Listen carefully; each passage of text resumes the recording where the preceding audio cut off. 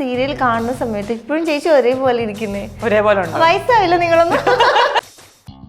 ഈ ചന്ദനമഴ ദേശായി ഫാമിലിക്ക് ഇപ്പൊ ഇൻസ്റ്റാഗ്രാം അക്കൗണ്ട് ഒക്കെ ഉണ്ടായിരുന്നായിരുന്നു. ഇൻസ്റ്റാഗ്രാം അക്കൗണ്ട് ദേശായി ഫാമിലിയിലെ ആൾക്കാർക്ക് മാത്രമല്ല, അതിനകത്ത് ഉണ്ടാക്കുന്ന കേസരി ഇല്ലേ, മറ്റേ കേസരി ഫുഡ് ഐറ്റം കേസരി, അതിന് വരെ ഇൻസ്റ്റാഗ്രാം അക്കൗണ്ട് ഉണ്ട്. ദേശായി ഫാമിലിയിലെ നിയമങ്ങളും വഴക്ക് കുറെ നിയമങ്ങളൊക്കെ ഉണ്ട്. ആസ് എ വ്യൂവർ എനിക്ക് പലരും തോന്നാറുണ്ട്, ദൈവമേ ഇങ്ങനെയൊക്കെ ഏതൊരു കുടുംബത്തിൽ നടക്കുമോ എന്ന് എനിക്ക് തോന്നാറുണ്ട്. പുറത്തിറങ്ങിയപ്പം അമ്മമാര് തല്ലാൻ വന്നു എന്നൊക്കെ. അതേപോലെ വർഷക്ക് ആ സമയത്ത് അങ്ങനെ എന്തെങ്കിലും എനിക്ക് സ്നേഹം കൊണ്ടുള്ള പിച്ചല് കിട്ടിയിട്ടുണ്ട്. നീ ഞങ്ങളുടെ അമൃതനെ ഉപദ്രവിക്കൂടി എന്നും പറഞ്ഞിട്ടുണ്ടെങ്കിൽ കുഞ്ഞു വന്ന് കിള്ളിയിട്ട് പോകും, അങ്ങനെയൊക്കെ ചെയ്തിട്ടുണ്ട്. ഹലോ നമസ്കാരം. പുതിയ അഭിഷേക് ദേശായികളെയും വർഷങ്ങളെയൊക്കെ കണ്ടെത്തുന്നതാണ്. ആണോ? ഇനിയും പുതിയ കെട്ടിയോരെ ഞാൻ തപ്പിയെടുക്കേണ്ടി വരുമോ? அப்போ சொல்லுங்க, எப்படி சந்திரமழை வீண்டும் ட்ரெண்டிங்ல வந்ததுல உங்களுக்கு எப்படி இருக்கு? மைண்ட் எப்படி சந்தோஷமா? மீண்டும் எங்க வந்தேன் நானு? இது இன்ஸ்டாகிராம்ல நீங்க வந்து போன்ல பார்க்காத ஆளுகிட்ட தான் நான் இதெல்லாம் பேசிட்டு இருக்கோம்.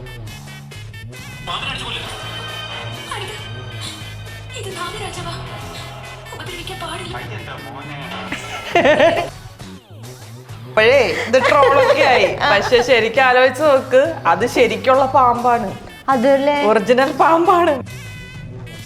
ഇത്രയും പേരുടെ എക്സ്പ്രഷൻ റിയൽ ആണ്. ദൈവമേ ഇത് ചാടുവോ ചാടിയോ കുത്തുവോ കടിക്കുവോ എന്നുള്ള രീതിയിലാണ് നമ്മളെല്ലാം ഇങ്ങനെ നിൽക്കുന്നത്.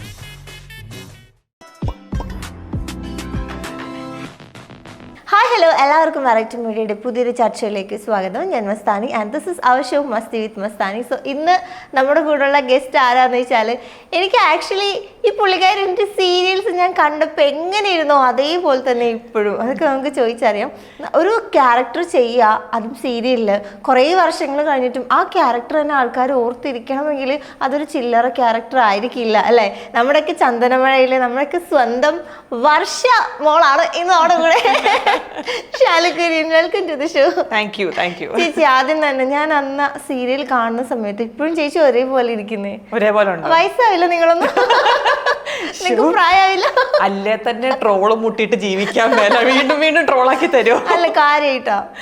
നിങ്ങളെന്താ ചില ആക്ടേഴ്സ് അല്ലെങ്കിൽ ആക്ട്രസസ് നിങ്ങളൊന്നും പ്രായമായില്ല. അത് മറ്റേ ഞാൻ ഇത്രയായി. അല്ല, ഒരു സ്റ്റേജിൽ വെച്ചിട്ട് മറ്റേ ജ്യോതിക മാം സൂര്യ സാറിനെ കുറിച്ച് പറഞ്ഞ പോലെ, എന്റെ പുരുഷൻ എന്നെ നന്നായിട്ട് നോക്കുന്നുണ്ടെന്ന് പറയുന്ന പോലെ എന്റെ ഭർത്താവിനെ നന്നായിട്ട് നോക്കുന്നുണ്ട്. ചിലപ്പോ അതുകൊണ്ടായിരിക്കും. അത് ശരിയാ. ഗേൾസ് ഗ്ലോ ചെയ്യുന്നുണ്ടെങ്കിൽ അതിന്റെ റീസൺ ബോയ് ഫ്രണ്ട്സ് ആണെന്ന് അല്ലെങ്കിൽ ഹസ്ബൻഡ് ആണെന്ന് പറയും. പിമ്പിൾസ് ഒക്കെ വന്നു കഴിഞ്ഞാൽ അത് അവരുടെ കുറ്റം. ആക്ച്വലി ചേട്ടന് ഇവിടെ ചേച്ചിനെ തള്ളു സഹിക്കാൻ പറ്റാണ് പുറത്തേക്ക് ഇറങ്ങി. പക്ഷേ ടച്ച് വുഡ് കേട്ടോ, കാരണം അത് ഒരു ബ്ലെസ്സിങ് അല്ലേ, അന്നൊന്നും ഒരേപോലെ ഇരിക്കാന്നൊക്കെ പറഞ്ഞു. നമ്മൾ ആദ്യം തന്നെ കുറെ വിശേഷങ്ങൾ ചോദിക്കാനുണ്ട്. എന്നാലും ഈ ചന്ദനമഴ ദേശായി ഫാമിലിക്ക് ഇപ്പൊ ഇൻസ്റ്റാഗ്രാം അക്കൗണ്ട് ഒക്കെ ഉണ്ടായിരുന്നായിരുന്നു. ഇൻസ്റ്റാഗ്രാം അക്കൗണ്ട് ദേശായി ഫാമിലിയിലെ ആൾക്കാർക്ക് മാത്രമല്ല, അതിനകത്ത് ഉണ്ടാക്കുന്ന കേസരി ഇല്ലേ, മറ്റേ കേസരി ഫുഡ് ഐറ്റം കേസരി, അതിന് വരെ ഇൻസ്റ്റാഗ്രാം അക്കൗണ്ട് ഉണ്ട്. ഞാൻ ഇത് എന്റെ ഒരു റീസെന്റ് ആയിട്ട് റീല് ചെയ്തതിനകത്ത് 1 മില്യൺ ക്രോസ് ആയിട്ട് ഇതിന്റെ വ്യൂസ് പോയി. താഴത്തെ കമന്റ്സ് ആയിട്ട് 1000 അടുപ്പിച്ച് കമന്റ്സും ഉണ്ട്. അത് മൊത്തം ഈ ദേശായി ഫാമിലിയിലെ ആൾക്കാരാണ്. ദേശായി ഫാമിലി മാത്രമല്ല, മറ്റേ പഠിപ്പുര വീടുണ്ട് പരസ്പരം, പിന്നെ അവരുണ്ട്, മറ്റേ വാനമ്പാടിയിലെ അവരൊക്കെ ഉണ്ട്. സാന്ത്വനത്തിലെ ബാലേട്ടന്റെ പേരിൽ അക്കൗണ്ട് ഉണ്ട്. പിന്നെ പഴയ കുങ്കുമപ്പൂവിനകത്ത് അവരുടെ ജയന്തിന്റെ ഒക്കെ അവരുടെ പേജിലെ അക്കൗണ്ട് ഉണ്ട്. ഇതൊക്കെ മനുഷ്യന്മാരാണെന്നെങ്കിലും വിചാരിച്ചു. ഈ കേസരി എന്തിനാ വന്നത്? ശരിയാ, ഞാൻ കേസരിയുടെ കണ്ടില്ല. പക്ഷെ ഇതെടുത്ത് നോക്കിക്കോ, കമന്റ്സ് എടുത്ത് നോക്കിയോ, മുഴുവനുണ്ട്. കേസരി വരെ ഉണ്ട് ഇതിനകത്ത്. സിസിലി അടുത്തി ഉണ്ട്. അതൊക്കെ മനുഷ്യന്മാരാണ്. ഇതെന്തിനാന്ന് എനിക്ക് മനസ്സിലായില്ല. എന്തിന് അത് ചെയ്ത ആരെങ്കിലും ഉണ്ടെങ്കിൽ ഒന്ന് കമന്റ് ചെയ്യണേ. പക്ഷെ ഭയങ്കര രസമാണ് കമന്റ്സ് ഒക്കെ. അവര് തമ്മിൽ അങ്ങോട്ടും ഇങ്ങോട്ടും മൂട്ടന്റെ അടിയാണ് ഇതിനകത്ത്. ഞാൻ അതിനകത്തൊന്നും ഇടപെടത്തില്ല, മുഴുവൻ ഞാൻ നോക്കി നിന്ന് വായിക്കാറുണ്ട്. ഞാൻ ഇൻസ്റ്റ തുറന്ന ചന്ദനമഴയാണ് ആദ്യം പൊങ്ങി വന്നത്. ഇപ്പൊ എനിക്ക് തോന്നുന്നു പരസ്പരം വരുന്നുണ്ട്. വരുന്നുണ്ട്. പക്ഷെ ചന്ദനമഴ കുറച്ചങ്ങ് തട്ട് താന്നിരിക്കും എന്നൊക്കെ പറയുന്ന പോലെ ഏത് വീഡിയോ ഞാൻ കാണുന്നതൊക്കെ മില്യൺസാ. അതുണ്ട്. അത് മാത്രമല്ല, ഇതിങ്ങനെ ട്രോൾസ് വീഡിയോ ആദ്യം കണ്ട് ഇപ്പൊ ഒന്നേന്ന് എപ്പിസോഡ് കാണുന്ന ആൾക്കാരുണ്ട്.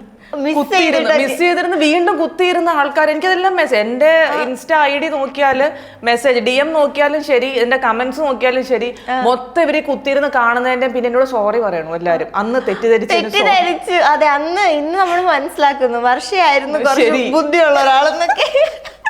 അന്ന് അവള് കൊറേ ചീത്ത പറഞ്ഞു എന്നൊക്കെ. എനിക്ക് സോറി പറയുന്നു, എനിക്ക് ചിരി വന്നിട്ട് പാടില്ല ദൈവമേ. 10 കൊല്ലം മുമ്പ് തീർന്ന ഒരു സീരിയല് ഇപ്പോഴും ആൾക്കാർ സോറി പറയുന്നു.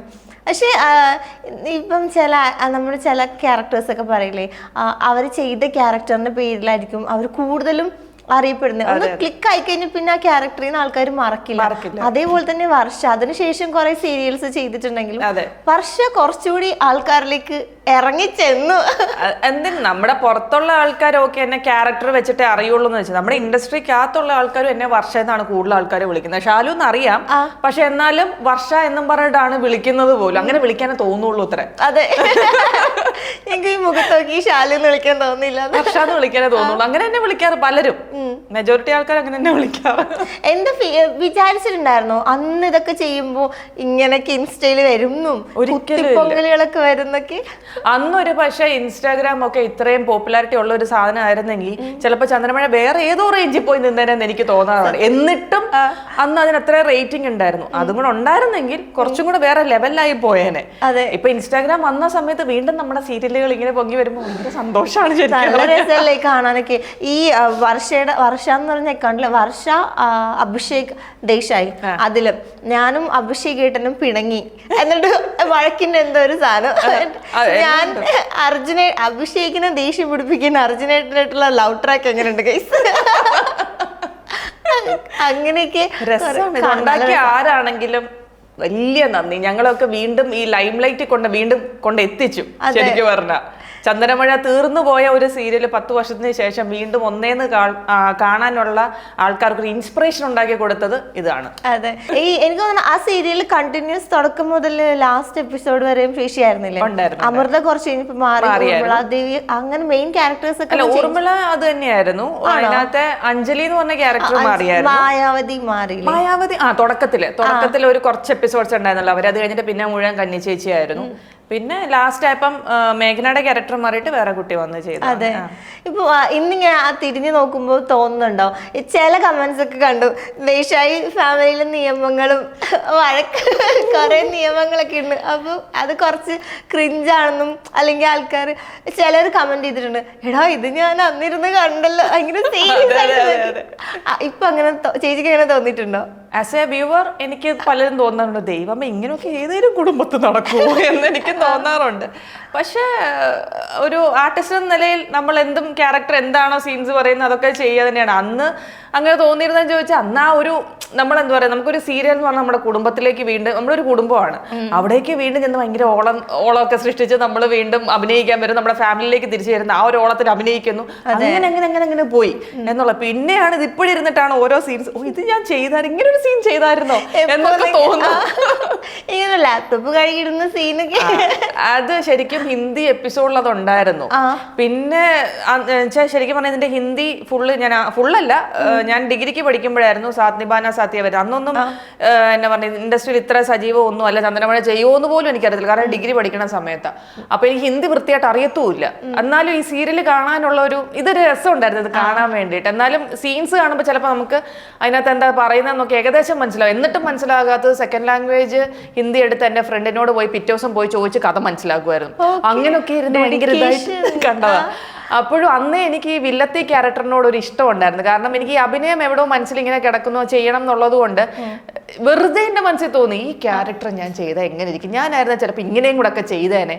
അപ്പൊ അതിനകത്തൊക്കെ ഉണ്ടായിരുന്ന ഈ ലാപ്ടോപ്പ് ഒക്കെ കഴുകുന്ന സംഭവം എന്ന് പറഞ്ഞാൽ, പിന്നെ ആ സെയിം ദേശായി ഫാമിലി എന്നുള്ള ഒരു നോർത്ത് ഇന്ത്യൻ ഫാമിലിനെയാണ് ഇവിടെ കൊണ്ട് പ്ലേസ് ചെയ്തേക്കുന്നതും.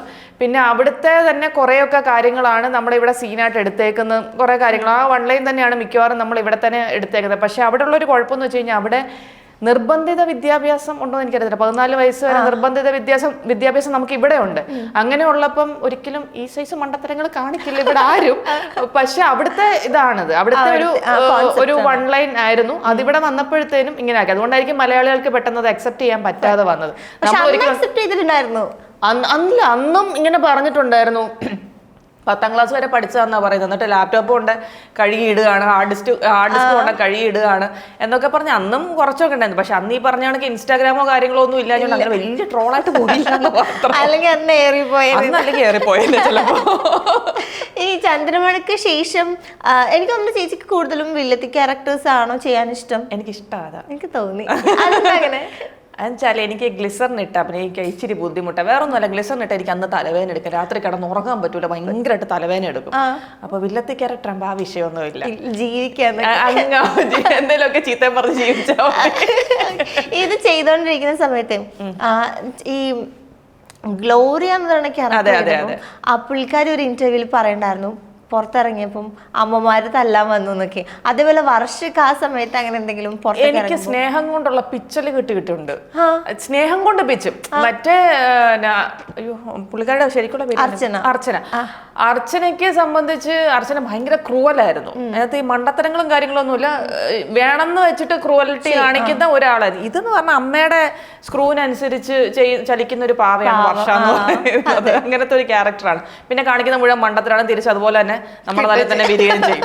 അപ്പൊ അതൊക്കെ ആൾക്കാർ എൻജോയ് ചെയ്യും. ആ ടോം ആൻഡ് ജെറി പ്ലേ ഒക്കെ ഒത്തിരി ആൾക്കാർ എൻജോയ് ചെയ്തിരുന്നു. അതുകൊണ്ട് പുറത്തിറങ്ങുമ്പം പുള്ളിക്കാരിക്ക് കിട്ടിയ അത്ര അടിയിടിയും വഴക്കൊന്നും എനിക്ക് കിട്ടിയിട്ടില്ല. സ്നേഹം കൊണ്ട് നീ ഞങ്ങളുടെ അമൃതനെ ഉപദ്രവിക്കൂടി എന്നും പറഞ്ഞിട്ട് കുഞ്ഞു വന്ന് കിള്ളിയിട്ട് പോകും. അങ്ങനെയൊക്കെ ചെയ്തിട്ടുണ്ട്, അത്രേ ഉള്ളൂ. എനിക്ക് ശരിക്കും പാവായിരുന്നു വർഷ അല്ലേ? എന്നെ അങ്ങനെ ആക്കിയതാണ്. എനിക്ക് ആവശ്യമില്ലാത്ത റെസ്ട്രിക്ഷൻസും ഞാൻ കപ്പെടുത്താലും പ്ലേറ്റ് എടുത്താലും ഒക്കെ കുറ്റം പറയുന്നത് ഊർമിളദേവി ഉണ്ടായിരുന്നതുകൊണ്ട് എന്നെ അങ്ങനെ ആക്കിയതാണ്.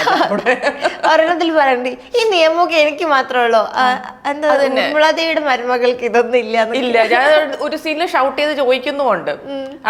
എന്റെ ഹസ്ബൻഡിന്റെ ക്യാരക്ടറിനെ എപ്പോഴും ഇടിച്ചതായിട്ട് സംസാരിക്കുന്ന പോലെ എനിക്ക് ആസ് എ വൈഫ് എനിക്കത് തോന്നി. അങ്ങനെ ഞാൻ റിയാക്ട് ചെയ്യുന്ന ഒരു സീനൊക്കെ ഉണ്ട്. അപ്പൊ അതിന്റെ താഴെ ഉണ്ട് കമന്റ്. ആ സീനൊക്കെ ഇതുപോലെ കുത്തിപ്പൊങ്ങി വന്നു, അതിന്റെ താഴെ ഉണ്ട് കറക്റ്റാണ് പറഞ്ഞത്. എനിക്ക് ഫുൾ സപ്പോർട്ട്. അന്ന് ചീത്ത പറഞ്ഞവരാ ഫുൾ സപ്പോർട്ട് ഇതിനകത്ത്. ഇപ്പം എൻ്റെ ഉമ്മയൊക്കെ അന്ന് കണ്ടിട്ടുണ്ട് ഈ സീരിയലൊക്കെ. അന്നിങ്ങനെ പറയുമോ ഭയങ്കര സാധനമാണ് വർഷ. ഇന്ന് ഈ ട്രോൾസ് ഒക്കെ കാണുമ്പോഴേക്കും ശരി അവളായിരുന്നു കറക്റ്റ്. അപ്പൊ ഞാൻ ഇന്ന് ഉമ്മീനോട് പറഞ്ഞു, ഉമ്മി നാളെ തന്നെ ഗസ്റ്റ് ആരാന്ന് ഗസ് ചെയ്യാമോ? ഇങ്ങനെ കുറെ പേര് പേര് പറഞ്ഞു. അതൊന്നും അല്ല, ഉമ്മയുടെ ഫേവറേറ്റ് ഒരു സീരിയൽ അന്ന് നമുക്ക് ഇഷ്ടമല്ലാത്ത ആള്. അങ്ങനെ പറഞ്ഞു. ഞാൻ വർഷയാണ്. അയ്യോ വർഷേ പാവ, ഞാൻ അതിനന്ന് എന്തോ രാഗിയിട്ടുണ്ടോ ചീത്ത പറഞ്ഞിട്ടുള്ളത്. പാവ ആ കുട്ടിക്ക് ഇപ്പോഴും അല്ല ആ കുട്ടിക്കായിരുന്നു ബോധം എന്നൊക്കെ എൻ്റെ ഉമ്മി പറയാൻ പറഞ്ഞു വിട്ടിട്ടുണ്ടായിരുന്നു. ശരി ഉമ്മി, ഞാൻ അക്സെപ്റ്റ് ചെയ്തു. എല്ലാരും പറയുന്നത് അക്സെപ്റ്റ് ചെയ്യാറുണ്ട്. ഉമ്മി പറഞ്ഞത് കാലം ഇരുന്നാൾ സത്യം പുറത്തും കൊണ്ടുവരും എന്നൊക്കെ പറയുന്നു. ഗ്രഹണം ബാധിച്ചാലും അത് മറന്നീക്ക് പുറത്തു വരും. ഇപ്പം ചന്ദ്രമഴയ്ക്ക് ശേഷം എങ്ങനെയാണ് പിന്നീട്? എനിക്ക് തോന്നുന്നു ഇടയ്ക്ക് ഗ്യാപ്പ് എടുത്തിട്ടുണ്ടായിരുന്നു. ആക്ച്വലി ഞാൻ ഗ്യാപ്പ് എടുത്തിട്ടില്ല, എല്ലാവർക്കും തോന്നുന്നു. പക്ഷെ കുറച്ചിട്ടുണ്ടായിരുന്നു. ചന്ദനമഴയൊക്കെ ചെയ്യുന്ന സമയത്ത് എൻ്റെ കല്യാണം, ചന്ദനമഴ തീരാറായപ്പോഴും എൻ്റെ കല്യാണം കഴിയുന്നത്. അതിനു മുമ്പ് മാസത്തെ 30 ദിവസം തികയാതെ വരുന്ന ഒരാളാണ് ഞാൻ. ഓടി നടന്ന് അഭിനയിക്കുമായിരുന്നു. ഒരു മാസം തന്നെ 3 സീരിയലും 4 സീരിയലും ഒക്കെ വെച്ചിട്ട് അങ്ങനെ ഡേറ്റ് പിരിച്ചു കൊടുത്ത് അവിടുന്ന് പ്രശ്നം ഇവിടുന്ന് പ്രശ്നം, ഡേറ്റ് ക്ലാഷ് ആകുമ്പോൾ മൊത്തം പ്രശ്നം, പ്രാന്തായിട്ടൊക്കെ അങ്ങനെ നടന്നൊരു സമയമുണ്ട്. കല്യാണം കഴിഞ്ഞിട്ടും പിന്നെ കൂടുതൽ ലോഡ് എടുത്തിട്ടില്ല എന്നുള്ളതേ ഉള്ളൂ. പക്ഷെ ഞാൻ ചെയ്തിട്ടുണ്ടായിരുന്നു. ഈവൻ പ്രഗ്നന്റ് ആയിരുന്ന സമയത്ത് പോലും ആദ്യത്തെ പ്രാവശ്യം പ്രഗ്നന്റ് ആയി കഴിഞ്ഞപ്പോൾ നമുക്കിവിടെ ഇത് വന്നു, ലോക്ക്ഡൗൺ വന്നു. അങ്ങനെ വീട്ടിലിരുന്ന് പോയെന്നേ ഉള്ളൂ. പക്ഷെ അത് കഴിഞ്ഞ് ഞാൻ അഭിനയിക്കാൻ വന്നു. അത് കഴിഞ്ഞ് പിന്നെ എൻ്റെ മാതാവ് ചെയ്യുമ്പോഴാണ് ഞാൻ രണ്ടാമത് കൺസീവ് ആവുന്നത്. ജോയിൻ ചെയ്യുന്നതിന്റെ സെപ്റ്റംബർ 1-ാം തീയതി ഞാൻ ജോയിൻ ചെയ്തത്. അന്നത്തെ രസകരമായ സംഭവം എന്ന് വെച്ച് കഴിഞ്ഞാൽ അന്നാണ് എനിക്ക് സ്റ്റേറ്റ് അവാർഡ് അനൗൺസ് ചെയ്തത് അന്നാണ്, ജോയിൻ ചെയ്ത അന്ന് തന്നെ. ആ മാസം തന്നെയാണ് ഞാൻ കൺസീവ് ആകുന്നത്. പിന്നെ എൻ്റെ മാതാവ് ജോയിൻ ചെയ്തല്ലേ ഉള്ളൂ, നമുക്ക് ഇട്ടിട്ട് പോരാനൊന്നും പറ്റത്തൊന്നുമില്ല. അപ്പൊ ഞാനൊരു 5 മാസം ഒക്കെ ചെയ്തായിരുന്നു. അത് കഴിഞ്ഞപ്പോഴത്തേന് ആ കഥ മാറി എന്നുള്ളതേ ഉള്ളൂ. പിന്നെ ഒമിക്രോണിന്റെ ഒരു പ്രശ്നം വന്നു, പിന്നെ അങ്ങനെ ചെയ്തില്ല. പിന്നെ ഡെലിവറി ഒക്കെ കഴിഞ്ഞു. അത് കഴിഞ്ഞ് പിന്നെ ഇടയ്ക്കിടയ്ക്കൊക്കെ ഞാൻ ചെയ്യുന്നുണ്ടായിരുന്നു. പിന്നെ ഈ തട്ടിമുട്ടി ആണെങ്കിൽ ഇടയ്ക്ക് 3-4 എപ്പിസോഡ്സ് ഒക്കെ ഞാൻ വന്ന് ചെയ്തിട്ടുണ്ട്. അപ്പം സ്റ്റേറ്റ് അവാർഡിന്റെ ഒരു കാര്യം, ആ ഒരു എനിക്ക് തോന്നുന്നു ഫസ്റ്റ് സ്റ്റേറ്റ് അവാർഡ് എന്തായിരുന്നു ആ നിമിഷം തോന്നിയത്? പ്രതീക്ഷിച്ചില്ലെന്ന് മാത്രമല്ല, ഞാൻ വിശ്വസിച്ചില്ല എന്നുള്ളതാണ്. ഒരു കാരണവശാലും ഞാൻ വിശ്വസിച്ചില്ലായിരുന്നു. കാരണം എന്നെ ഇത് വിളിച്ചു പറയുന്നത് മഞ്ജു പിള്ളയാണ് വിളിച്ചു പറയുന്നത്. അപ്പൊ ചേച്ചി അന്ന് ബമ്പർച്ചിരിയുടെ ഷൂട്ടിനകത്ത് ഇരിക്കുക. അപ്പൊ അന്ന് സാബു ചേട്ടനൊക്കെ ഉള്ള സമയം, സാബു ചേട്ടനും നസീറൊക്കെ ഒക്കെ ഉള്ള ആ ഒരു ടൈമിലാണ്. അപ്പം മഞ്ജു ചേച്ചി എന്നെ വിളിച്ചിട്ട് പറഞ്ഞു എടി കൺഗ്രാലേഷൻസ് പറഞ്ഞു. ഞാൻ പറഞ്ഞു ശരി ആയിക്കോട്ടെ താങ്ക് യു, പക്ഷെ എന്തിനാന്ന് ചോദിച്ചു. പറഞ്ഞു നിനക്ക് സ്റ്റേറ്റ് അവാർഡ്. ഞാൻ പറഞ്ഞു നാഷണൽ അവാർഡ് ഇല്ലായിരുന്നു എന്താ ചോദിച്ചു. നാഷണൽ അവാർഡ് കിട്ടിയില്ല എനിക്ക്. ശരി അല്ലെങ്കിൽ സത്യമായിട്ട് നിനക്ക് സ്റ്റേറ്റ് അവാർഡ് ഉണ്ട്. ഞാൻ പറഞ്ഞു എന്റെ പൊന്നു ചേച്ചി നിങ്ങൾ ഇവിടെ പ്രാങ്ക് കളിക്കാൻ വേണ്ടി വേറെ ആരെയും കിട്ടിയില്ലെങ്കിൽ എന്നെയാണോ വിളിക്കുന്നത്, ഒന്ന് പോയേച്ചി ഞാനകത്ത് വീഴൂല എന്ന് പറഞ്ഞു. പിന്നെ സാബു ചേട്ടൻ വന്ന് ലൈനിൽ വന്നിട്ട് സാബു ചേട്ടൻ പറഞ്ഞു സത്യമാണെന്ന് പറഞ്ഞു. ഞാൻ പറഞ്ഞു സാബു ചേട്ടനോട് ഒട്ടും ഞാൻ വിശ്വസിക്കൂല എന്നുള്ള പറഞ്ഞു. ചേച്ചി പലതരത്തിലും കൺവിൻസ് ചെയ്യാൻ നോക്കിയിട്ടും ഞാൻ വിശ്വസിക്കുന്നേ ഇല്ല. ഞാനതൊക്കെ വെറുതെ തന്നെ അത് പറയാന്ന് വിചാരിച്ചു. അത് കഴിഞ്ഞിട്ട് പറഞ്ഞു നിനക്ക് അത്ര വിശ്വാസമില്ല, നീ ന്യൂസ് പോയി വെച്ച് നോക്കാൻ പറഞ്ഞു. അപ്പൊ ഞാൻ പറഞ്ഞു ഞാൻ ഷൂട്ടിലാ ചേച്ചി, എനിക്കിവിടെ ന്യൂസ് വെക്കാനുള്ള സൗകര്യമൊന്നുമില്ല, ഇവിടെ ഇല്ല. ചേച്ചി എന്തായാലും പ്രാങ്ക് കളിക്കാൻ വേറെ ആളെ നോക്ക്. ചേച്ചി എന്നിട്ട് ദേഷ്യപ്പെട്ട് ഫോണും കട്ട് ചെയ്തു. അയ്യോ. എന്നിട്ട് കുറച്ച് കഴിഞ്ഞപ്പോഴത്തേക്ക് എനിക്ക് ഫോണിൽ ഇത് വാട്സപ്പ് മെസ്സേജ് ഒക്കെ വരുന്നുണ്ട്. ആദ്യം വന്ന ഇമേജ് എന്ന് പറഞ്ഞ ഈ ഫോണിന്റെ ആഡ് ഇല്ലേ, ന്യൂസ് ചാനലിൽ ഇടയ്ക്ക് ആഡ് വരുമല്ലോ, അപ്പൊ ഒരു ഫോണിന്റെ ആഡ് വെച്ചിട്ടുള്ള ഒരു സ്ക്രീൻഷോട്ടാണ് എനിക്ക് വന്നേക്കുന്നത്. അപ്പൊ ഞാൻ എനിക്കെന്തിനാ ഈ ഫോണിന്റെ ഒക്കെ അയച്ചു തന്നേക്കുന്നത് ഒന്നും മനസ്സിലായില്ല. എന്നിട്ട് കൺഗ്രാലേഷൻസ് എഴുതിയിട്ടുണ്ട്. അപ്പൊ എനിക്ക് ഒരു എത്തും പിടുത്തവും കിട്ടുന്നില്ല.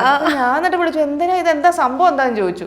പറഞ്ഞു അതിന്റെ അടിയിൽ അത് വായിച്ചു നോക്കാൻ പറഞ്ഞു. വായിച്ചു നോക്കിയപ്പോഴാണ് സ്ക്രോൾ ചെയ്തതിനകത്ത് എഴുതിയിട്ടുണ്ട് ഇത് തവണത്തെ അവാർഡ് എനിക്കാന്നും പറഞ്ഞിട്ട് എഴുതിയേക്കുന്നത്. അപ്പോഴാ ചേച്ചി പറഞ്ഞത് ഞാൻ വിശ്വസിക്കുന്നത്, കാരണം മനോരമ ചാനലിൽ തന്നെ വന്നല്ലോ. എന്നിട്ട് ചേച്ചിനെ ഞാൻ തിരിച്ചു വിളിച്ചിട്ട് സോറി പറഞ്ഞു. ചേച്ചി പറഞ്ഞു എന്നാലും നീ എന്നെ വിശ്വസിച്ചില്ലല്ലോ, ഞാൻ നിന്നോട് അങ്ങനെയൊക്കെ പറയുമോ. ഞാൻ പറഞ്ഞു പറയും, നിങ്ങളൊക്കെ അങ്ങനെ പറയും, അതുകൊണ്ടാണ് എനിക്ക് ആരും വിശ്വാസമില്ല. എന്നിട്ട് പിന്നെ അത് സോൾവ് ആക്കി, കുഴപ്പമില്ല, പിന്നെ അത് സന്തോഷം. വേറെ ടാസ്ക് തരാം. വർഷം നമ്മൾ വർഷങ്ങൾക്ക് ശേഷം കാണുന്നുണ്ട് ഇൻസ്റ്റഗ്രാമില്. വർഷയുടെ എന്തെങ്കിലും ഒരു ഡയലോഗ് ഓർമ്മ ഉണ്ടാവും? ഈ പല സീനും കാണുമ്പോ ഞാൻ വിചാരിക്കും ഇതൊക്കെ ഞാൻ എന്ത് ചെയ്തെന്നാ ഞാൻ ആലോചിക്കുന്നത്. എന്ത് സീൻ പറയാനാ, അതിനകത്ത് മിക്കവാറും ഈ ഓപ്പോസിറ്റ് ഒരാൾ ഉണ്ടെങ്കിൽ എനിക്കത് ചെയ്യാം. ഞാൻ അമൃതയാവാം. എന്താ പറഞ്ഞ ഓപ്പോസിറ്റ് പറയാൻ ഞാൻ അത്ര ആണോ? ഏഷ്യന് കൂട്ടണോ ലാപ്ടോപ്പ് കൊണ്ട് കഴുകിയിടാൻ വേണ്ടിട്ട്. അതെന്താ ഡയലോഗ് എക്സാക്ട്ലി ഒന്നും എനിക്ക് ഓർമ്മയില്ല. സിറ്റുവേഷൻ അതാണെങ്കിൽ അതിനനുസരിച്ച് പറയാം. മൊബൈലാക്കാം. മൊബൈൽ കൊണ്ട് കഴുകി പറയട്ടെ, ഞാൻ തുടങ്ങാം.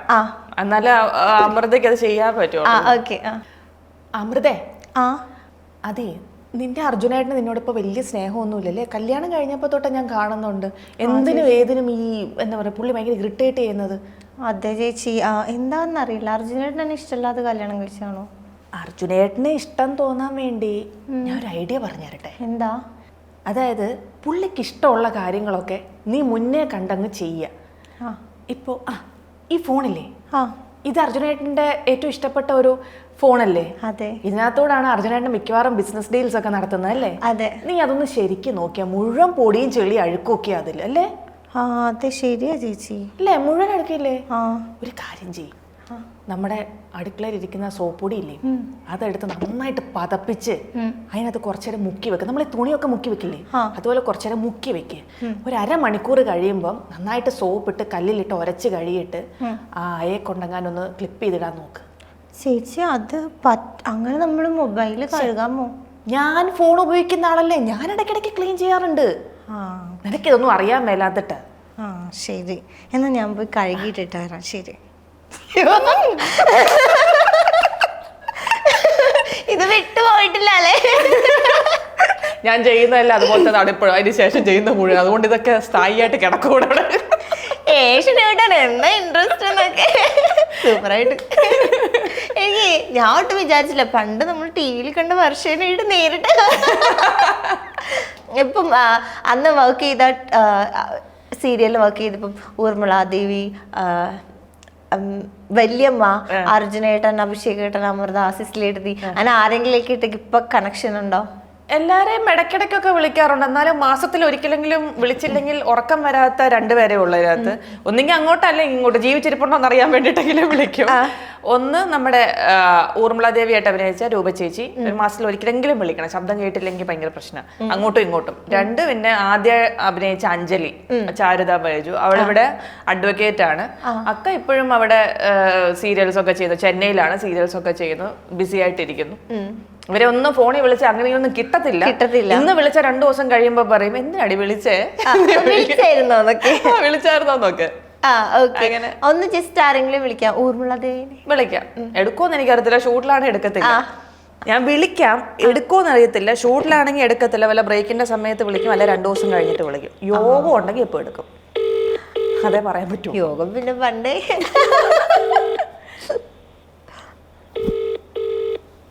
എടുക്കില്ല. 11:30 അല്ലേ? ഷൂട്ടിലായിരിക്കും അല്ലേ? താങ്കൾ വിളിക്കുന്ന വ്യക്തി എങ്ങനെ ഇരിക്കുന്നു? കോളുകൾ സ്വീകരിക്കുന്നില്ല. അർജുൻ ദേശായി, അഭിഷേക് ദേശായി ഇവരൊക്കെ പ്രതീക്ഷയായിട്ട് ജോലിയിലായിരിക്കും. ചോദിച്ചു നോക്കട്ടെ. എല്ലാവരുടെ ഒരു പെറ്റായിരുന്നു അഭിഷേക്. പുള്ളിയെ കാണാൻ ഭയങ്കര കൊഞ്ചിക്കാൻ തോന്നുന്നു. അങ്ങനത്തെ ഒരു മനുഷ്യരായിരുന്നു. ഇതൊക്കെ ഹലോ, നമസ്കാരം. നമസ്കാരം. എന്നാ ഉണ്ടേ? നല്ല വിശേഷം. ഞാനിവിടെ വെറൈറ്റി മീഡിയയുടെ ഇന്റർവ്യൂവില് പങ്കെടുത്തോണ്ടിരിക്കുക. അപ്പം എൻ്റെ അടുത്ത് ചോദിച്ചു കൂടെയുള്ള ആരെയെങ്കിലും ഒക്കെ ഒന്ന് വിളിച്ച് പ്രാങ്ക് ആക്കാമോ എന്നാ ചോദിച്ചത്. പക്ഷെ താങ്കളൊക്കെ പ്രാങ്കിന്റെ ഉസ്താദുകളായതുകൊണ്ട് ഞാൻ പ്രാങ്ക് അടിച്ച ഒന്നും ഏക്കത്തില്ല. എവിടെ ഉണ്ട്? ഓഫീസിലാണ്. ഓക്കെ, തിരക്കിലാണോ? ഓക്കെ. ഇല്ല, ഒന്നുമല്ല. ഇവിടെ ഇപ്പൊ ചന്ദനമഴ ഭയങ്കര ഹിറ്റായിട്ട് വീണ്ടും ഓടിക്കൊണ്ടിരിക്കല്ലേ. അപ്പം അഭിഷേക് ദേശായിക്ക് എന്താണ് പറയാനുള്ളതെന്ന് അറിയാൻ പ്രേക്ഷകർക്കൊരു ആഗ്രഹം. അതെ, നിനക്ക് ഞാൻ ഇതിന്റെ ആങ്കറിന്റെ കൊടുക്കാം, മസ്താനിയുടെ കൊടുക്കാം. മസ്താനി എന്താ ചോദിക്കേണ്ടത് വെച്ചാ ചോദിക്കും. അഭിഷേക് ദേശായിക്ക് എന്നൊരു താല്പര്യം ഇല്ലാത്ത പോലെ. അത് ശരിയാ. നമസ്കാരം, ഞാൻ മസ്താനിയാണ്, വെറൈറ്റി മീഡിയയുടെ ആങ്കർ. Thank you. എന്ത് കാണുന്നുണ്ടോ ട്രോൾസ് ഒക്കെ? ചന്ദനമഴ ഇപ്പൊ എവിടെയാ നിക്കണേ? ചന്ദനമഴയുടെ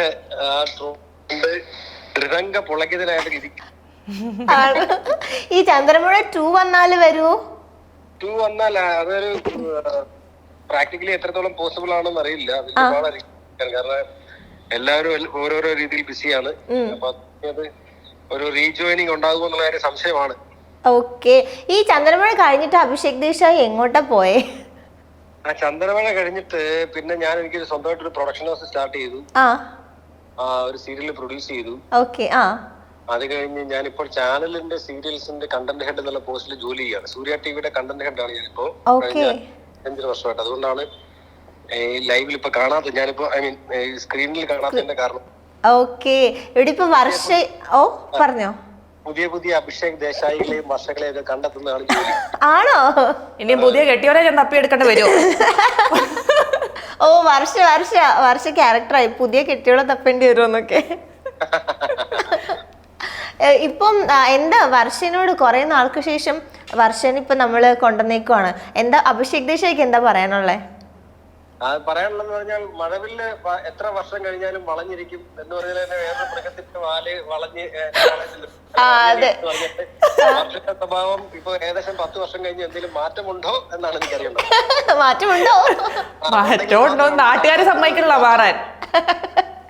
നാട്ടുകാർ സമ്മതിക്കുന്നില്ല മാറാനൊക്കെ. ആണോ? അങ്ങനെ തന്നെ മതി എന്നാ പറയുന്നത്. അതെ. ഓക്കെ ചേട്ടാ, അപ്പൊ താങ്ക് യു സോ മച്ച് ടാ. ഞങ്ങൾ എടുക്കൂന്ന് വിചാരിച്ചില്ല. ഓക്കെ, വർഷക്ക് കൊടുക്കാം.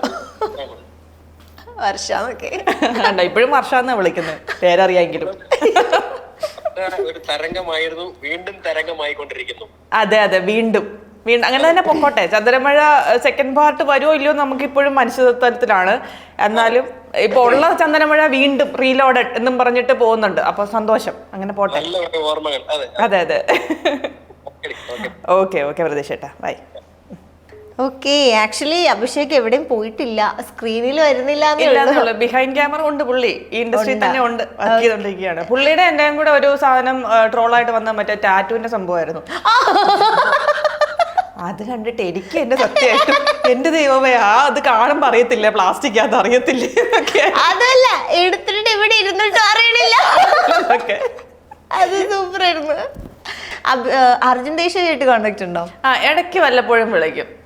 ജസ്റ്റ് വല്ല ബർത്ത്ഡേയോ അല്ലെ എന്തെങ്കിലും വിശേഷങ്ങളുള്ളപ്പം ജസ്റ്റ് വിഷസ് പറയും. ആള് വിളിക്കണോ? വിളിച്ചോ? അതെ, രൂപ ചേച്ചി വിളിക്കുന്നുണ്ട്. അയ്യോ, കട്ടായി പോയി. കുറച്ചു നേരമായി തോന്നുന്നു വിളിക്കാൻ തുടങ്ങിയിട്ട്. നോക്കട്ടെ. ഓ, മറ്റേ കോള് ബിസി ആയിരിക്കും. എനിക്ക് തോന്നുന്നു ഷോട്ടിന്റെ ബ്രേക്കിന്റെ ഇടയ്ക്ക് വല്ല. ഡാർലിംഗ്, എങ്ക இருக்கீங்க டார்லிங்? வீட்லயா? அப்ப ஏன் ஃபோன் எடுக்கல? என்னக்கா? என்ன வேலையா இருந்தது? ஓ, இப்போ என்ன பிஸியாக இருக்கீங்களா இல்லை ஃப்ரீயாக இருக்கீங்களா? சொல்லுடி. நான் இங்கே இது என்னது வெரைட்டி மீடியான்னு ஒரு ஆன்லைன் சேனலுக்கு இன்டர்வியூக்கு வந்திருக்கோம். அப்போது உங்ககிட்ட பேசணும்னு இங்கே ஆங்கர் சொன்னாங்க எங்கிட்ட. அவங்க பேசணுமா? ஆமாம், நம்ம பேசணும், அந்த இடையில அவங்களும் பேசுவாங்க. இப்போ வந்து சந்தனமழை மீண்டும் ட்ரெண்டிங்கில் இருக்குல்ல. ஓ, அதுக்காகவா? அதுக்காக வர்ஷா கூப்பிட்டு வச்சிருக்காங்க இங்க இன்டர்வியூ எடுக்கிறதுக்காக. அப்போ ஊர்மிளா தேவிக்கு என்னக்கா? வர்ஷாக்கு ஊர்மிளாக்கு ஆகாது. ஆனா என்ன பண்றது, அப்போ ஊர்மிளா கூப்பிட்டு பேசணும் அப்படின்னு சொன்னாங்க. அப்போ சொல்லுங்க, எப்படி சந்திரமழை மீண்டும் ட்ரெண்டிங்கில் வந்ததுல உங்களுக்கு எப்படி இருக்கு? மைண்ட் எப்படி சந்தோஷமா? அதோ எதுக்கு இது மீண்டும் மறுபடியும் வந்தீங்க அப்படின்னு ஒரு மைண்ட் செட்டா என்ன?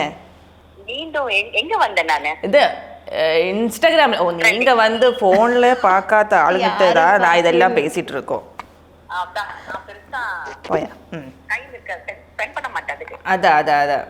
சரி சொல்லுங்க. அப்ப வந்து இதுதான் விஷயம். இன்ஸ்டாகிராம்ல வந்து ரொம்ப ட்ரெண்டிங்ல இருக்கு இப்ப சந்தனமழை வந்து. ஆரம்பத்துல ட்ரோல் ஆரம்பிச்சு இப்ப வந்து ஃபர்ஸ்ட் எபிசோட்ல இருந்து எல்லாரும் பார்த்துட்டு இருக்காங்க. விரும்பி பார்க்குறாங்க எல்லாரும். அப்போ லைக் சந்தனமழை டிவியில் வந்தால் எவ்வளோ ரசித்து பார்த்துருந்தாங்களோ அந்த மாதிரி பார்த்துட்டு இருக்காங்க மக்கள் எல்லாரும் இப்போவுமே. அப்போ மீண்டும் சந்தனமழை டிவியில் வந்த மாதிரி இருக்கு இப்போ. நாம எல்லாம் இப்போ அந்த கேரக்டர்ஸ் எல்லாம் இப்போ உயிரோட என்ன சொல்றாங்க,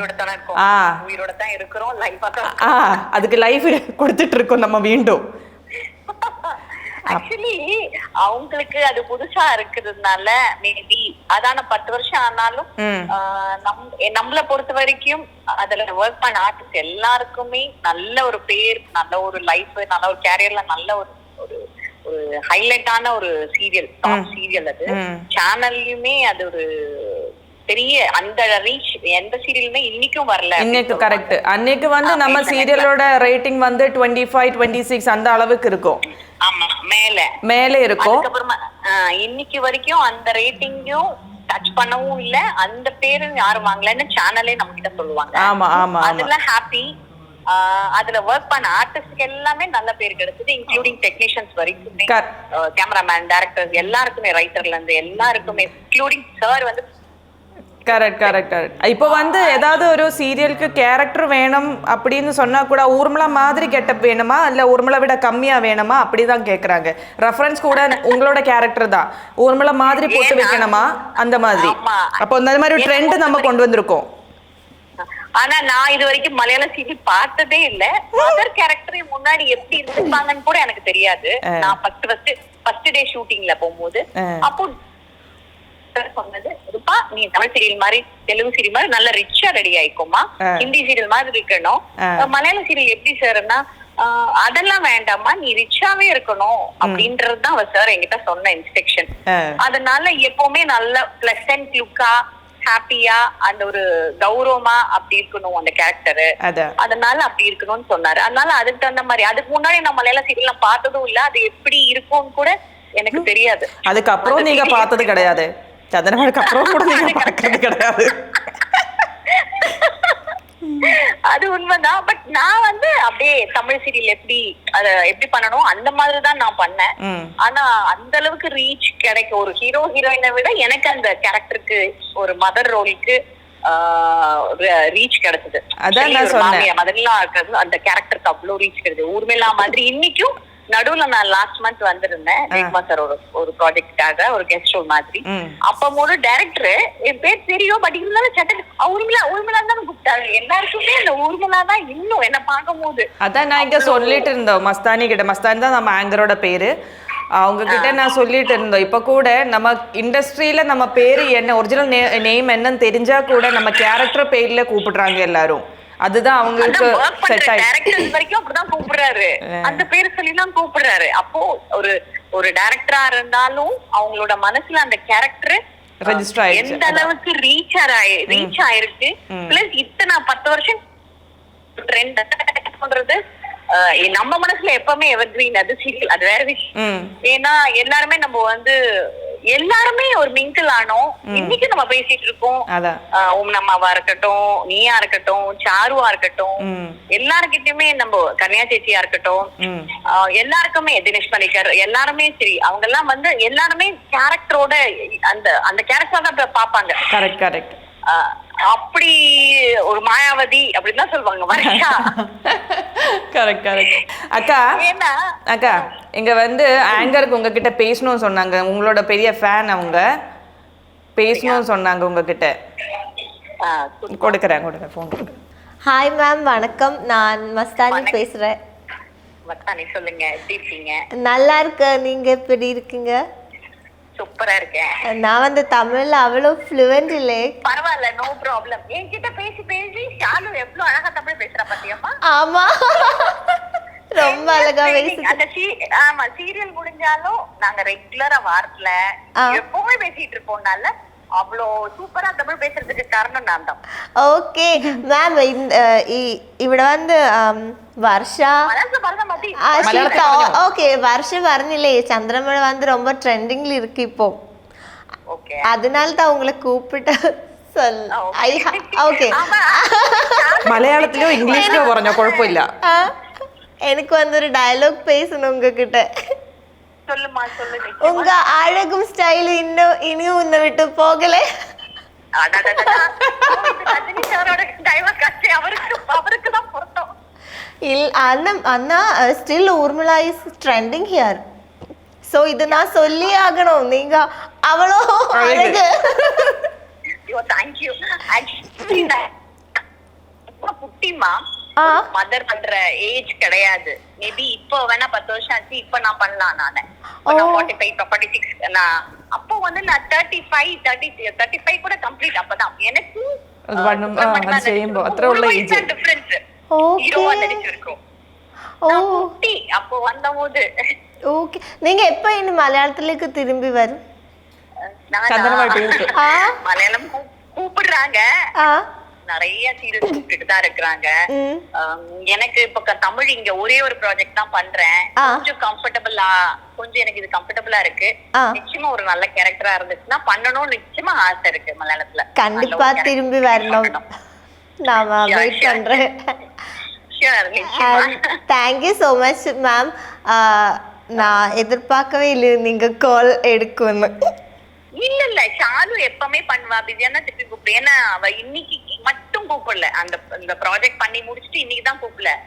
வாரத்துக்கு கூப்பிடுவா. எப்பவுமே பேசிட்டு இருப்போம், இன்னைக்கும் எப்பவுமே டச்ல தான் இருக்கிறோம். அதனால எனக்கு அவ புதுசா ஒரு திடீர்னு போன் வந்ததுன்ற ஒரு சர்ப்ரைஸ் எல்லாம் ஒண்ணும் கிடையாது.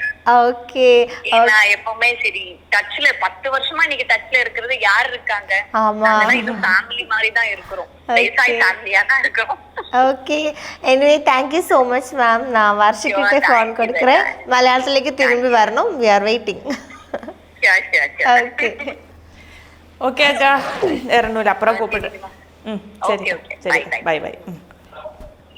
സന്തോഷായില്ലേ? യോഗം ഉണ്ട് ഗൈസ്. പോയ യോഗം തിരിച്ചു കൊള്ളണം. ഓക്കെ, ഇതിലേ ചന്ദ്രമണിയിൽ ഏറ്റവും കൂടുതൽ ഭയങ്കര വൈറലായ ഒരു സീൻ ഉണ്ട്. എനിക്ക് തോന്നുന്നു കണ്ടിട്ടുണ്ടാവും കുറെ ട്രോൾസ്. പിടിക്കുന്നതാണോ? ജസ്റ്റ് ഒന്ന് കണ്ടത്. ഇതൊരു ട്രോളാണ്.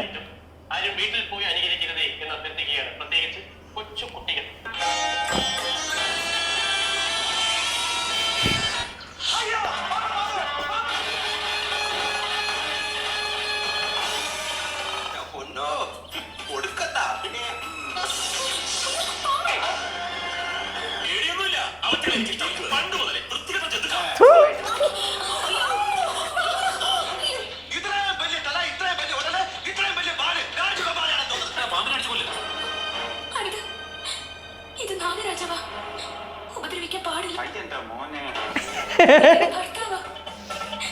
എന്നെ വിധവയാക്കരുത്.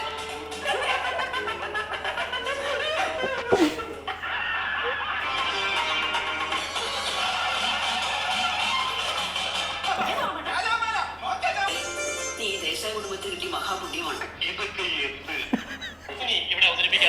അല്ല, ഇപ്പോഴേ ഇത് ട്രോളൊക്കെ ആയി. പക്ഷെ ശരിക്കും ആലോചിച്ച് നോക്ക്, അത് ശരിക്കുള്ള പാമ്പാണ്. അതല്ലേ ഒറിജിനൽ പാമ്പാണ്.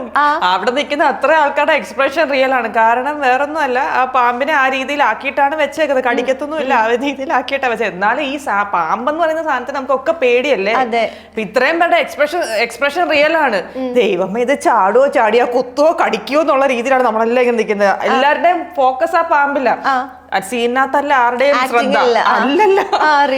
അപ്പൊ എന്നിട്ട് അവളാ പാമ്പിനെ എടുത്തെങ്കിൽ അത് അവളുടെ ധൈര്യമാണ്. അതൊക്കെ ഇപ്പൊ ട്രോളാണ്, അന്ന് ഭയങ്കര സംഭവമായിരുന്നു. ഞാൻ ചിരിച്ചത് അത് സീൻ കണ്ടിട്ടല്ല, അതിന് ഇടയ്ക്കത്തെ ഈ കുത്തിത്തിരിക്കുന്ന സംഭവം ഉണ്ടല്ലോ, അതെനിക്ക് ഇഷ്ടമാണ് കാണാൻ, അതുകൊണ്ട് ചിരിച്ചതാ. സീൻ കണ്ട എനിക്ക് അന്നും ഇന്നും അത് കണ്ടപ്പോ ചിരി വരാറില്ല. ദൈവമേ, ആ കൊച്ചു എന്ത് കഷ്ടപ്പെട്ടാലും പിടിച്ചെന്ന് ആലോചിച്ചോണ്ടിരിക്കണം. പക്ഷെ അത് നമ്മളൊക്കെ വിചാരിച്ചു റബ്ബർ പാമ്പാണോ, ഒറിജിനൽ പാമ്പാണോ. അതിന്റെ പാപ്പാൻ എന്നല്ലോ അതിന് പറയുന്നത്, എന്താണ് ആ പാമ്പിന്റെ ആള്, അത് ന്യൂ വേർഡ് അൺലോക്ക്. അല്ല, ആ പാമ്പിന്റെ ആൾ അടുത്ത് നിപ്പുണ്ട്. അടുത്ത് നിൽക്കുമ്പോ തന്നെ എന്നാലും എത്രയാന്ന് പറഞ്ഞാൽ ഇതിന്റെ അടുത്തടുത്ത് നിൽക്കുന്നത് നമ്മൾ തന്നെയാണ്. ഇതിന്റെ സ്വഭാവം എപ്പോഴാണ് സത്യമായിട്ടും അതങ്ങനെ തന്നെയാണ്. അപ്പം അതതിന്റെ ധൈര്യം സമ്മതിച്ചേ പറ്റുള്ളൂ. ഓക്കെ, ഇനി ഇപ്പോ നിലവിൽ നമ്മൾ കുറെ വർഷയുടെ വിശേഷങ്ങളും ചന്ദനമഴയൊക്കെ കഴിഞ്ഞു. ഇപ്പോ ശാലുകുരിന്റെ ഇപ്പോഴത്തെ വിശേഷങ്ങൾ എന്താണ്? പുതിയ സീരിയൽസ്? പുതിയ സീരിയലുണ്ട്, മഴവിൽ മനോരമയ്ക്ക് വേണ്ടിയിട്ട് പുതിയൊരു സീരിയൽ ചെയ്യുന്നുണ്ട്.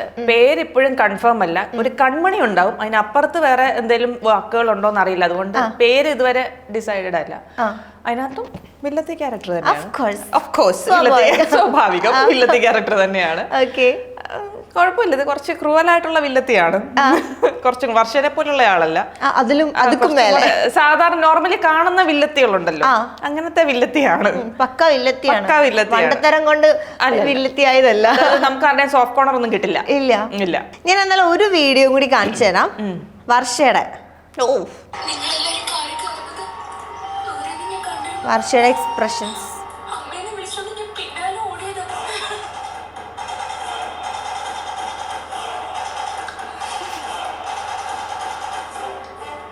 ഈ ഇങ്ങനത്തെ എക്സ്പ്രഷൻസ് ഇത് ഡയറക്ടർ പറയുകയാണോ, അല്ലെങ്കിൽ കയ്യിൽ നിന്ന് വരുന്നത് ഓട്ടോമാറ്റിക്കലി വില്ലത്തി ആയി? അതെങ്ങനെയാണ്, നമ്മളൊരു ക്യാരക്ടർ എന്താണെന്നുള്ളത് ഓൾറെഡി നമുക്ക് അറിയാമല്ലോ, എന്താ ചെയ്യേണ്ടതെന്നുള്ളത്. അപ്പം അവരുടെ ഡയലോഗാണ്, അവരുടെ ഇതൊക്കെയാണെന്നുണ്ടെങ്കിൽ നമ്മൾ ആ ഫ്രെയിമിലുണ്ടെങ്കിൽ നമ്മൾ എവിടെയെങ്കിലും കാണുമെന്നുള്ള ഒരു ബോധമുണ്ട്. അപ്പം എക്സ്പ്രഷൻ ഇട്ടോണ്ടേയിരിക്കും കട്ട് ചെയ്യുന്നിടം വരെ. അപ്പം ഓൾറെഡി ഡയറക്ടറോട് ചോദിക്കും, ഇതിനകത്ത് ഇപ്പൊ തൊട്ട് ചിലപ്പം അതിന് മുമ്പുള്ള എന്താ നടന്നെന്നുള്ളത് നമുക്ക് അറിയത്തില്ല, ചിലപ്പോൾ ആ സീൻ എടുത്തിട്ടുണ്ടാവില്ല, ചിലപ്പോൾ നേരെ ഈ സീനായിരിക്കും എടുക്കുന്നത്. അപ്പൊ അത് ക്ലാരിറ്റി നടത്തും. ഇപ്പൊ എന്താ അതിന് മുമ്പ് എന്താ സംഭവിച്ചേ, അപ്പൊ ഞാൻ എന്താ ചെയ്തെന്നുള്ളതിനൊരു ക്ലാരിറ്റി ആദ്യമേ ഉണ്ടാക്കിയെടുക്കും. എന്നിട്ട് അതിനനുസരിച്ചുള്ള എക്സ്പ്രഷൻ ഇടും. ഫ്രെയിമിൽ നമ്മൾ ഉണ്ടെന്നുള്ള ഉറപ്പുണ്ടെങ്കിൽ, വെറുതെ എക്സ്പ്രഷൻ ചാവണ്ടല്ലോ. ഇപ്പൊ നിലവിൽ മഴവിൽ മനോരമയിലെ സീരിയൽ സ്റ്റാർട്ട് ചെയ്തു. അപ്പൊ വർഷേനേക്കാൾ ശരിക്കും ഒരു വില്ലത്തി, സൂക്ഷിക്കണം ഇനി പുറത്തിറങ്ങുമ്പോ. നേരത്തെ പറഞ്ഞ ചിലപ്പം സംഭവം ക്ലിക്കായി കഴിഞ്ഞാൽ ചിലപ്പോ എവിടെ എന്തെങ്കിലും തല്ലുപിടിയും ചിലപ്പോ കൊട്ടേഷൻ ഒക്കെ ആൾക്കാർ കൊടുത്തിരിക്കും. ആ സൈസ് വില്ലത്തിയാണ്. ഓക്കെ, അപ്പൊ താങ്ക് യു സോ മച്ച് വർഷയ്ക്കും ശാലുക്കുരിനും താങ്ക് യു സോ മച്ച്. എന്തായാലും ചന്ദ്രമഴ ഇപ്പൊ ട്രെൻഡിങ് ആണ്, അതേപോലെ തന്നെ ഇനിയുള്ള സീരിയലുകളും ഓൺ ദി സ്പോട്ടിൽ ട്രെൻഡായി ഏറി കയറാൻ. എയറിലാണെങ്കിലും നല്ലതാ, കാരണം എന്താ പറയാ, അങ്ങനെ അത്രയും കൂടെ പബ്ലിസിറ്റി കിട്ടും. അതെ, അപ്പൊ നമ്മുടെ സീരിയലിന് അത് ഗുണം ചെയ്യും, ആൾക്കാർ കാണും. Promotion, free promotion. അയ്യോ, പറഞ്ഞു കൊടുത്തു, നീ ചെയ്യാതിരിക്കോ, ചെയ്യാതിരിക്കില്ല.